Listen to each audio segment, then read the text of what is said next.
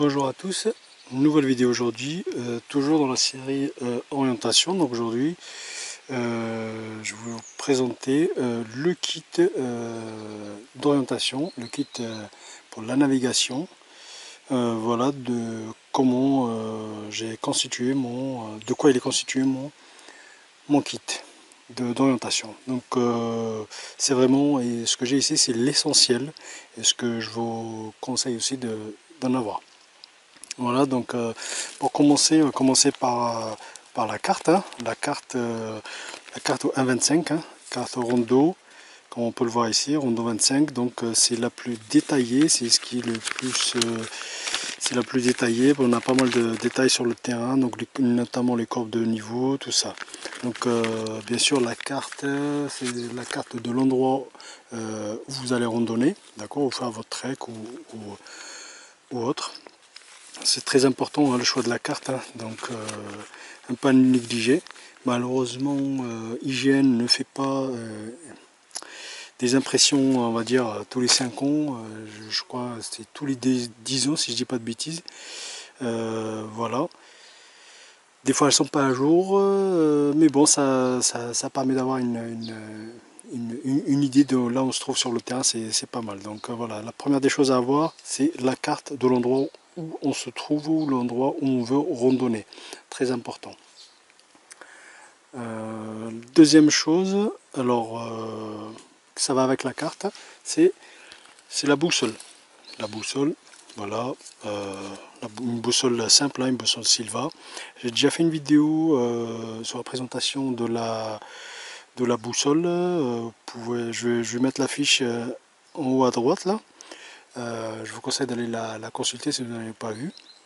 La boussole, pour moi, c'est voilà, ça va avec la carte. Il n'y a pas de carte sans boussole ou boussole sans la carte, donc ça va de soi. Voilà, c'est très important, hein. Et comme tout, donc il faut pratiquer. Commencez déjà par pratiquer dans un endroit dans un endroit que vous connaissez bien. Procurez-vous une carte dans l'endroit où vous êtes et que vous connaissez bien, et commencez par faire des petits entraînements, aux alentours de chez vous, pour vous entraîner à prendre des azimuts, tout ça. Voilà. J'ai aussi fait une vidéo concernant la prise de gisement et d'azimut sur le terrain, donc je vous laisse les regarder. Avec la boussole, même si je vous ai toujours conseillé une boussole de ce type là. Pourquoi? Parce que j'ai les échelles. Pourquoi je conseillais ce type de boussole là? Parce que j'ai déjà sur ce type de boussole, j'ai déjà les échelles qu'on peut voir ici, quoi. On peut voir ici, d'accord? On a déjà un 25 000, un 50 000, les deux échelles les plus utilisées, en tout cas en France, quoi. Que ce soit dans les activités outdoor, par les militaires ou autres, quoi. Donc là, j'ai vraiment j'ai la 25 000 ici et le 50 000 en dessous. Le 163 000, comme je l'ai déjà dit quand j'ai présenté la boussole lors d'une vidéo, j'en ai pas eu l'utilité, voilà, mais en tout cas il est là. Voilà. Deuxième, le carré report de points, que j'ai déjà fait une vidéo aussi. Donc je vous conseille d'aller voir pour voir son utilisation, d'accord. Donc ça va avec, hein, ils sont attachés ensemble. Voilà. Moi j'ai un principe, je travaille avec un principe, on va dire, c'est 2 c'est 1 et 1 c'est 0. Donc si admettons je perds le carré report de points, bah, j'ai toujours ma boussole pour plotter mes coordonnées sur la carte. Ou si admettons je perds le bord de ma boussole, ou je perds ma boussole tout simplement, bah, j'ai toujours ce carré report de points, pareil, hein. Donc j'ai 1,25 000, j'ai les échelles, hein. J'ai 1,25, s'il veut bien me faire le mise au point, j'ai 1,25 000 ici, dommage on voit pas bien, j'essaie de m'approcher, voilà, 1,25 000, et le 1,50 qui est ici, juste là où il y a mon doigt, Voilà, donc c'est très important pour moi. Donc ça va toujours avec la carte. Voilà. Comme on peut le voir ici, j'ai sur ma boussole là, on peut le voir, j'ai marqué DP 62 et 38. Le DP, ça signifie double pas. Alors ça c'est pareil, je ferai une explication à la fin de cette vidéo, je reviendrai dessus pour ce qui est le double pas. Voilà. Donc maintenant on a fait ça. Toujours dans la série boussole, hein, j'ai toujours dans mon kit cette petite boussole de la marque Sonto, référence Sonto Clipper, qui va sur le bracelet, hein. Donc j'ai fait déjà une vidéo de présentation de son utilisation, donc je vous conseille d'aller la voir. Voilà, donc je la mets ici et quand je pars en randonnée ou autre, bah, elle est toujours là. Et voilà, ça permet d'un coup d'œil, si admettons j'ai ma boussole dans la poche ou quoi que ce soit, ça me permet déjà une orientation rapide de ma carte et, je vois ma direction de marche rapidement, quoi. Donc voilà, ça va avec, hein, toujours le principe 2 c'est 1, 1 c'est 0. Donc voilà, ça coûte aux environs dans les 15 euros. Donc j'ai déjà mis le lien pour aller, si ça vous intéresse d'en acheter une. Elle est vraiment très pratique, de jour comme de nuit, et franchement ça fait quelques années que je l'ai, elle n'a pas bougé, quoi, hein. Donc elle me rend pas mal de service, quoi. Voilà. Ensuite, donc ça c'est la Sonto Clipper, et pour finir j'ai le GPS. J'ai ici un GPS de la marque Garmin. C'est un GPS MAP 64S avec 4 Go de mémoire interne, et dedans on a un slot pour mettre une micro SD. Donc on peut mettre jusqu'à 60, la capacité je crois c'est jusqu'à 64 Go. Donc il y a de quoi faire, quoi. Donc voilà. En général, quand je pars en rando, je pars avec tout ça. Voilà. Donc très important, GPS aussi, hein. Je ferai quelques séries de vidéos concernant le GPS, son fonctionnement, tout ça. Ça sera à venir. Voilà, je m'attarderai un peu plus sur vraiment sur l'essentiel de l'utilisation du GPS. Voilà, pour ce qu'on en fait. J'ai mis ici une coque en sorte de caoutchouc qui est pas mal. Franchement, acheté sur Amazon, pas grand chose, de la marque Tucita. Et parce que le nombre de fois où il est tombé, mon GPS toujours, hein, il est toujours attaché, toujours une dragonne, et j'ai aussi une dragonne accrochée à ma bretelle de sac à dos extensible. Donc des fois, c'est arrivé plusieurs fois qu'il est tombé, quoi, mais bon. J'ai préféré acheter ça. Donc vu le prix des GPS en général, c'est pas donné, donc c'est bien de prendre soin de ses affaires. Donc voilà. Et dernière chose, toujours une Petzl, tout simple. Toujours avoir une Petzl avec soi, que ce soit on part pour la journée, mais on ne sait pas quand est-ce qu'on va rentrer, donc surtout l'hiver, des fois la nuit elle tombe vite, ou des fois quand on fait des rondos pour visiter certains bunkers, tout ça, donc c'est pas mal d'avoir une Petzl, donc ça peut être aussi un moyen de secours, hein, pour se signaler de nuit ou par mauvaise visibilité ou quoi que ce soit. Donc j'ai plusieurs, hein, j'ai la lumière rouge aussi pour la nuit, donc c'est pas mal. Pour mode discrétion, c'est top, quoi, quand on est en bivouac et tout, donc c'est parfait. Et maintenant je vais vous présenter le dernier truc que j'ai failli oublier de vous présenter, c'est un compte-pas. Voilà, un compte-pas, en anglais on appelle ça Ranger Bead. Donc ça se trouve sur internet, hein, c'est un compte-pas, moi c'est un compte-pas fabriqué, hein, voilà. Donc le principe, là je vais vous parler du dernier, on va dire, outil de mon kit qui fait partie de mon kit d'orientation.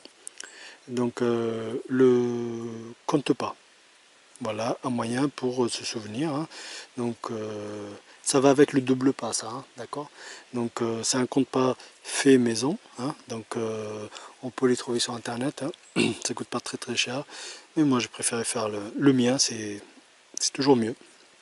Voilà, donc il est constitué comme on peut le voir, hein. Donc dans cette partie là j'ai 9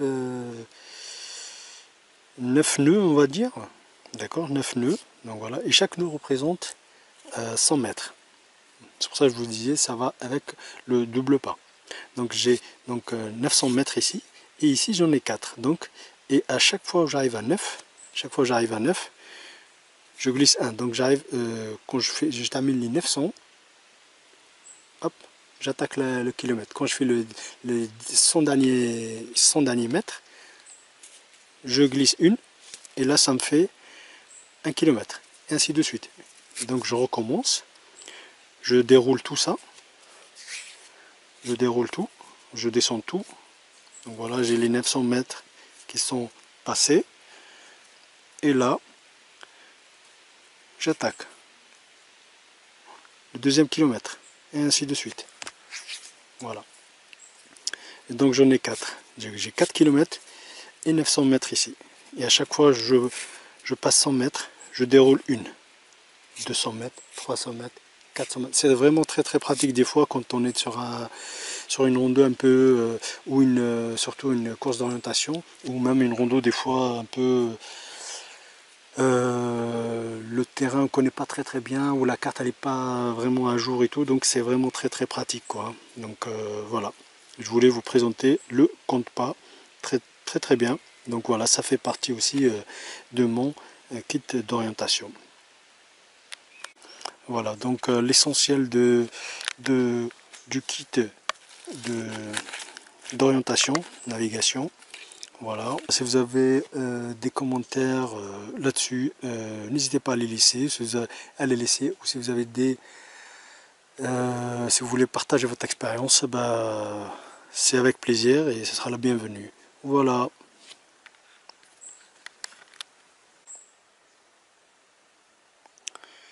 Je vous ai dit que je reviendrai pour parler du double pas. Alors, le double pas, c'est quoi? C'est une distance mesurée en fait, à connaître, et c'est différent pour chacun. Donc le principe est de mesurer 100 mètres sur le terrain, par exemple 100 mètres, et de faire un aller, donc un aller et un retour. Pour l'aller, je compte mes pas. Pour le retour, je recompte mes pas, et je prends la moyenne de ces deux là, et je le divise par deux. Et là j'ai normalement mon double pas. Voilà, donc il est conseillé de le faire. Alors en général, pour faire un vrai double pas, il faut le faire donc sur un terrain plat, sur une côte, sur une pente. Voilà, et donc faire ces trois là et diviser par 3. Voilà, en général juste faire un aller-retour sur un terrain plat, ça donne déjà une idée. Voilà, je prends l'aller et le retour, je divise par 2, et voilà, j'ai mon double pas. Maintenant, si vous attaquez à une côte, ça peut, il peut y avoir une différence des fois, mais en général on s'y retrouve, quoi. Voilà. Ensuite, un autre conseil aussi pour le double pas, du moment où on part pour mesurer, donc le double pas il se compte donc sur 100 mètres, d'accord, et je compte toujours sur le même pied. Donc si je pars du pied droit, je compte toujours sur le pied droit, ou si je pars du gauche, je compte toujours sur le pas du gauche. En fait, vous faites deux pas, ça vous fait un pas. Voilà, donc si je pars du gauche, donc 1, 2, 3, 4, et ainsi de suite. Voilà, donc je compte toujours sur le même pied posé au sol. Très important. Et au moment où vous commencez votre pas, très très conseillé, c'est de déclencher un chrono. C'est un conseil complémentaire pour le double pas. Comme ça, même si vous ne vous rappelez pas combien votre double pas, eh ben, si vous vous souvenez déjà de votre chrono, ben ça sera déjà ça. Donc je vais déjà mesurer mes 100 mètres, je prépare mon chrono et là je pars, je compte, je commence le comptage et je lance mon chrono. Hop, j'arrive aux 100 mètres, j'arrête. Voilà.